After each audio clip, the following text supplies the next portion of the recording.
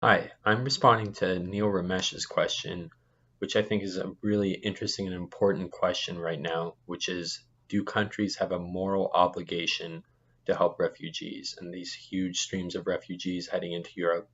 from around Africa and the Middle East? And I think the moral component of this question is really important, and like any moral and ethical question, is difficult to answer because there are a lot of different sides and aspects of this question to analyze. But on the whole, I think yes, Europe and North America and a lot of the developing world has a moral responsibility to help a lot of these refugees fleeing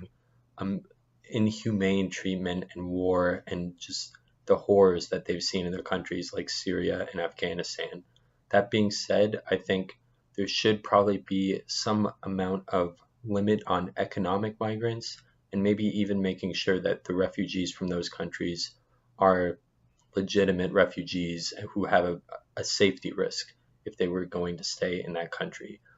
David Frum's Atlantic article is a really good example of that, just when he's analyzing the effects this mass refugee exodus has had on European politics when it leads to populism and extremism that could actually do more harm than good in the long run because it's going to make it difficult to have more pro refugee policies in the future. So I think there has to be some amount of limit on economic migrants if we want a pretty generous offer to real refugees to be able to come into Europe, into North America, and be able to live